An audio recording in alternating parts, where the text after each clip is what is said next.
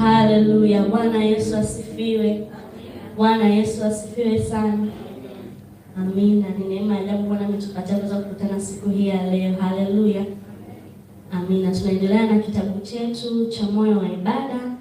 Tuombe. Mtakatifu, mfalme amani, tunakushukuru kwa siku hii ya leo, kwa uzima na kibali ambacho umeweza kutupatia. Tunaomba Roho Mtakatifu wako akapate kuweza kutuongoza tunapenda kukichambua kitabu hiki, akapate kuweza kusema na mioyo yetu ipasavyo. Tunaomba hayo tukikuamini. Amina.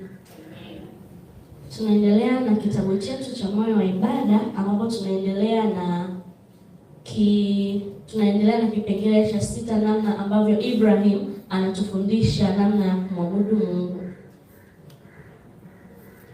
Kipengele cha 6 kinahusu kuhusu damu ya mwana kondoo.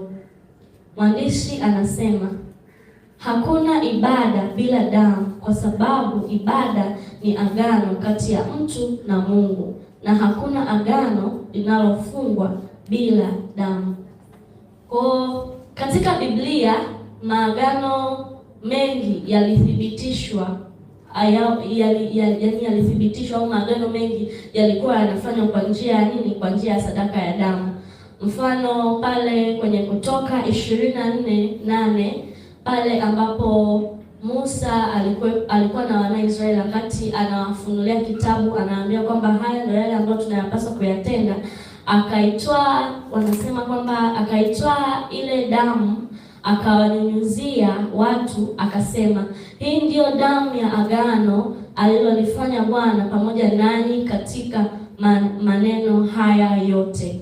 Kwa hiyo mwandishi anajaribu kutuambia kwamba ibada ni agano kati ya mtu na Mungu, na hakuna agano linalofungwa bila damu. Na ndio maana tunaona hata mtu akienda kwa waganga wa kienyeji ni lazima watoe sadaka ya nini? Ya damu, either achinjwe kuku au mbuzi au kondoo. Ni kwa sababu kuna muunganiko na kuna agano kati ya damu na Mungu au miungu. Haleluya. Kwa hiyo mwandishi anaendelea kwa kusema katika Ufunuo wa Yohana 5:9-12, nao waimba wimbo mpya wakisema, wastahili wewe kukitwaa hicho kitabu na kuzifungua muhuri zake, kwa kuwa ulichinjwa ukamnunulia Mungu kwa damu yako watu wa kila kabila na lugha na taifa, ukawafanya kuwa ufalme na makuhani kwa Mungu wetu, nao wanamiliki juu ya nchi. Kwa hapa tunaona kwamba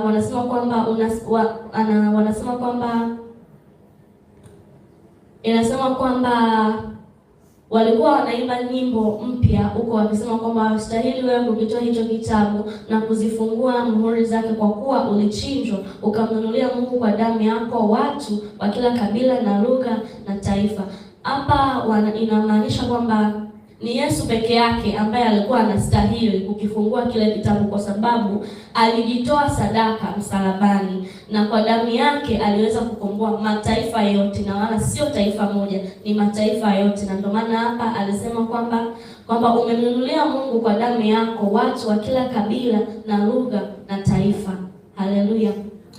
Anaendelea kwa kusema, nikaona nikasikia sauti ya malaika wengi pande zote za kile kiti cha enzi, na za wale wenye uhai, na za wale wazee, na hesabu yao ilikuwa 10,000 mara 10,000 na 1,000 mara 1,000, wakisema kwa sauti kuu, astahili mwanakondoo aliyechinjwa kuupokea uweza na utajiri na hekima na nguvu na heshima, utukufu na baraka.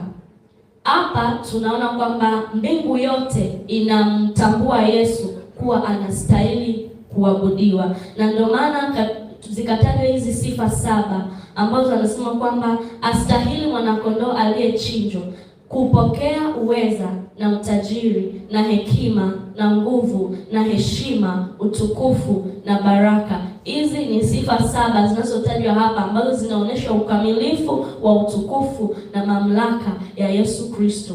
Haleluya. Hapa mwandishi Kwa hiyo Yesu pekee ndiye anayestahili kuabudiwa kwa sababu alikufa ili kutukomboa sisi. Mwandishi anaendelea akisema kwamba moyo wa ibada ni moyo uliotakaswa kwa damu. Hakuna ibada bila damu ya mwana kondoo. Damu inaondoa hatia na kumpa kibali mtu kumkaribia kumwabudu Mungu aliye hai.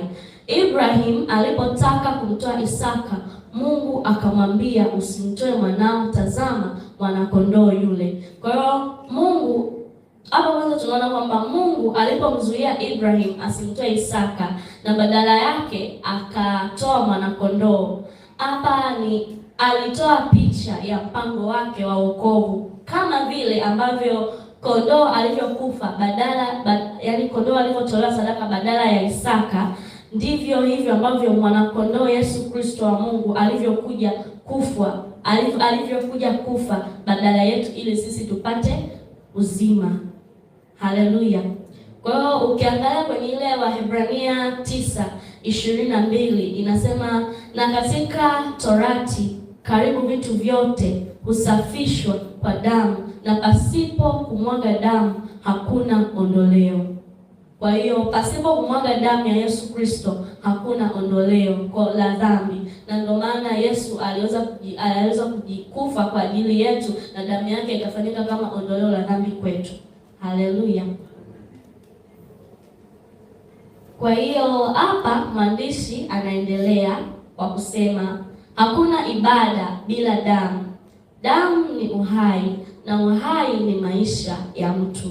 Damu ya mwana kondoo katika ibada ni damu inayomtakasa mtu amwabuduye Mungu ili ibada yake iwe hai mbele za Mungu. Mungu anapoiona damu ya mwana kondoo anaona maisha ya mtu aabuduye. Kwa hiyo hapa tunaona kwamba moyo wa ibada ni moyo unaotambua thamani ya damu ya Yesu Kristo. Kwa hiyo wewe kama hautambui thamani ya damu ya Yesu Kristo, basi wewe hauna moyo wa ibada. Kwa hiyo moyo wa ibada kwanza ni ule moyo ambao unatambua thamani ya damu ya Yesu Kristo. Ni moyo unaotambua uzito wa kile Yesu alichokifanya msalabani kwa ajili ya ukombozi wa wanadamu. Kwa hiyo moyo wa ibada ni ule moyo ambao unatambua uzito wa kile alichokifanya Yesu msalabani. Kwa hiyo kama hauchukulii uzito kile ambacho Yesu alikifanya msalabani kufa kwa ajili yetu, basi wewe hauna moyo wa ibada. Ukiangalia katika Petro 1:18 mpaka 19, katika Petro wa kwanza 1:18 mpaka 19 inasema, nanyi mfahamu kwamba mlikombolewa si kwa vitu viharibikavyo, kwa fedha au dhahabu, mpate kutoka katika mwenendo wenu usiofaa mlioupokea kwa baba zenu, bali kwa damu ya thamani kama ya mwana kondoo asiye na ila, asiye na waa, yani ya Kristo. Kwa hiyo katika hii Petro inatufafanuliwa kwamba tulikombolewa kwa damu ya Yesu Kristo na wala si kwa vitu viharibikavyo kama fedha au dhahabu, ili tuweze kupata uzima wa milele. Kwa hiyo moyo wa ibada ni ule moyo ambao unathamini damu ya Yesu Kristo, unathamini kile kitendo alichokifanya Yesu msalabani kufa kwa ajili yetu. Haleluya. Kwa hiyo moyo wa ibada hutambua kwamba hatukupatanishwa na Mungu kwa matendo yetu wenyewe, bali kwa sadaka kamilifu ya Yesu Kristo. Haleluya. So mtu asiyethamini kazi ya Kristo msalabani bado hajapokea msingi wa ibada ya kweli. Mtu asiyethamini kazi ya Kristo msalabani bado hajapokea msingi wa ibada ya kweli, kwa sababu ibada ya kweli inatokana na damu ya Yesu Kristo. Kwa sababu hapa mwandishi ametuambia kwamba ibada ni agano kati ya Mungu na mtu, na agano hufanywa kwa damu. Kwa hiyo mtu ambaye hajathamini kazi ya Kristo msalabani bado hajapokea msingi wa ibada ya kweli. kwa sababu damu ya Kristo husafisha dhamiri zetu. Katika Waebrania 9:14 inasema hivyo kwamba damu ya Kristo husafisha dhamiri zetu. Kwa hiyo kama haujathamini kile alichokifanya Kristo pale msalabani, hauna ibada ya kweli, na kama hauna ibada ya kweli, basi haujasafishwa bado dhamiri zako, kwa sababu damu ya Yesu hutupatanisha na Mungu. Damu ya Yesu hutuondolea dhambi. Damu ya Yesu husafisha dhamiri zetu. Damu ya Yesu ndio kila kitu kwenye maisha yetu. Kwa hiyo Mkristo yoyote aliyeokoka anatakiwa kuthamini kile kitendo ambacho Yesu alikifanya, anatakiwa kuithamini damu ya Yesu Kristo. Damu ya Yesu Kristo ndiyo silaha na ndiyo agano na ndiyo unganisho la kati yetu sisi na Mungu. Haleluya. Haleluya. Kwa hiyo damu ya Yesu Kristo, ndio maana hata hapa mtumishi alipokuwa anatuongoza kwenye maombi, sana sana tulikuwa tunataja damu ya Yesu Kristo, kwa sababu tunajua nguvu ambayo iliyopo ndani ya damu ya Yesu Kristo, kwamba ni silaha yetu, ni ukombozi wetu, ni kila kitu kwetu. Kwa hiyo yamkini kama ulikuwa unafuatisha tu maombi na ulikuwa hauelewi, basi ukapata kuelewa kwamba damu ya Yesu Kristo ni kama silaha kwetu, ni kila kitu kwenye maisha yetu. Pasipo damu ya Yesu Kristo hatuna unganiko na Mungu, hatuna unganiko na Mungu. Na kama hauthamini kile ambacho Yesu alikifanya na hauthamini damu ya Yesu Kristo, basi wewe hauna ibada ya kweli ndani yako. Haleluya. Ningependa kuendelea na kipengele cha 7, lakini naona muda hautaniruhusu, nitaishia katikati. Kwa hiyo nitaishia hapa kwa siku hii ya leo. Haleluya. Haleluya. Kama umeelewa unaweza kumpigia makofi Bwana. Haleluya. Na pia kama haujaelewa unaweza kumwambia Roho Mtakatifu nisaidie. Haleluya. Amina. Tuombe. Takatifu, mfalme wa amani, tunakushukuru kwa uaminifu wako na baraka zako. Jehova nizi, tunakushukuru kwa hili neno la asubuhi hii ya leo. Tunaomba Jehova uendelee kutuimarisha na kufungua fahamu zetu, tukapate kuweza kuitambua ile thamani, tukapate kuweza kukithamini kile ambacho Yesu alikifanya pale juu msalabani kwa ajili yetu, na damu yako iendelee kutakasa maisha yetu, iendelee kutakasa dhamiri zetu, iendelee kutakasa fahamu zetu, tukapate kuweza kuishi tukitumainia jina lako na damu ya Yesu Kristo, mwana kondoo aliyekufa kwa ajili yetu. Tunaomba hayo tukikuamini, na kila mwenye pumzi aseme amina.